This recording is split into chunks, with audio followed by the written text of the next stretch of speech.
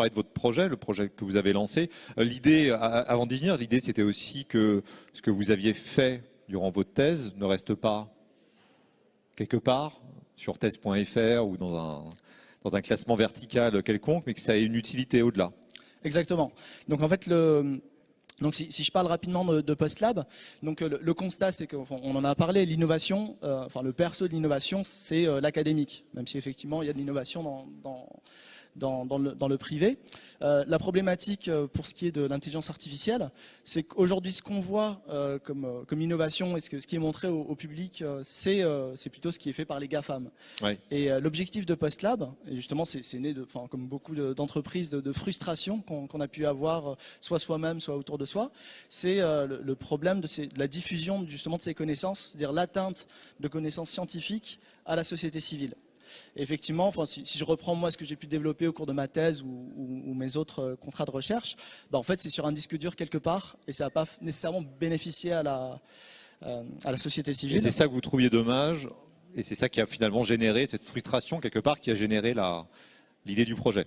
Exactement. Donc c'est cette volonté, et je pense que c'est ce qui pousse beaucoup de personnes aussi à aller vers du transfert de technologie, c'est l'idée de se dire, bon ok, on a fait quelque chose d'innovant, mais en fait faut que ça bénéficie à la société civile. C'est vraiment l'idée, c'est comment on fait. Et c'est vrai que pour aller vers la société civile, il y a besoin de passer par l'industrie, il y a besoin de packager, il y a besoin de rendre le produit finalement accessible aux citoyens. Donc c'était la volonté de PostLab, donc d'amener à la fois de l'ingénierie, donc qui manque beaucoup en fait, faut le dire dans les laboratoires. L'ingénierie, c'est tout l'aspect un petit peu, ce que les développeurs appellent l'UX, c'est-à-dire le côté un peu convivial, accueillant, que font très bien les GAFAM d'ailleurs dans tous leurs produits. Ça, vous voulez l'apporter aux travaux de recherche pour qu'ils aient une autre tête, une autre interface. Exactement, c'est ce qu'on appelle l'effet waouh dans les startups. Et effectivement, quand on lit une publication scientifique et qu'on est chercheur, on se rend compte de ce que c'est, on peut se rendre compte du potentiel et effectivement on peut avoir cet effet en lisant un article scientifique. Par contre, si on veut avoir cet effet sur de l'industrie ou sur la société civile, effectivement il y a besoin d'apporter une ingénierie en plus de l'expertise de la recherche. C'est-à-dire des couleurs, des boutons, du graphisme, une interface. Non mais c'est important. Exactement, exactement. Ouais. Quelque chose de coloré, d'agréable et surtout d'accessible. Donc typiquement, ce qu'on développe dans les labos, donc on développe le résultat de recherche d'intelligence artificielle, c'est souvent de l'algorithme, enfin si on ne fait pas de la théorie. Et ces algorithmes-là sont pas accessibles en l'état, soit à montrer donc pour des partenaires privés ou même des partenaires académiques. Et du coup, l'idée, c'est vraiment de créer des démonstrateurs, donc des démonstrateurs accessibles en ligne, qui vont permettre en fait de montrer tout le potentiel de ces technologies. Donc en fait, l'idée, c'est pas de changer les technologies, elles ont déjà le potentiel qu'elles ont.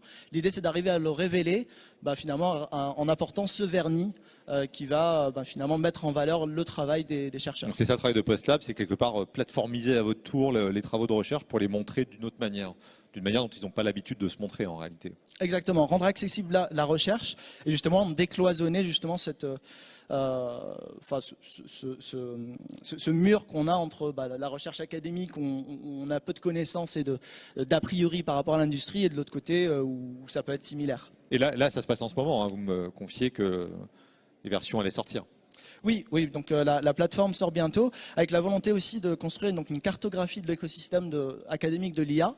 Parce que justement, une des problématiques, c'est que on parle beaucoup d'intelligence artificielle. On parle que de ça. On parle que de ça, ouais. Effectivement, mais très peu de personnes savent réellement ce que c'est, et notamment des entrepreneurs. Donc avec la médiatisation de l'IA, qui a commencé, je sais pas, surtout à partir de 2014-2015, on s'est rendu compte qu'on avait beaucoup d'entrepreneurs qui venaient dans les laboratoires. Donc moi-même, j'ai été contacté, j'ai eu des échanges, et en fait, ces entrepreneurs venaient nous voir sans savoir sur quoi on travaillait.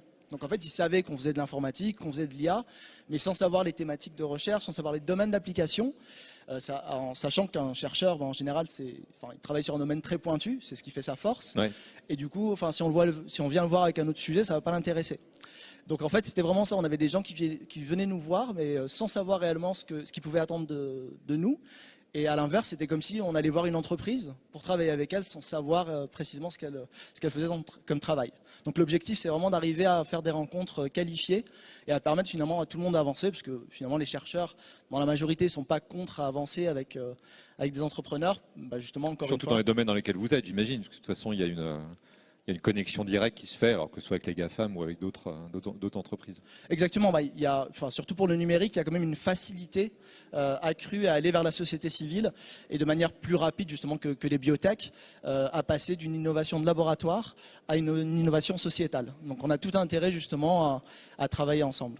Donc c'est le même terme, c'est la deep tech, mais c'est pas le même calendrier, c'est pas la même itération entre le labo et la société civile. Ça peut se faire de manière rapide, voire très rapide. En ce qui vous concerne, c'est ce qu'on vous souhaite. Merci Driss. Merci à vous. Merci à vous.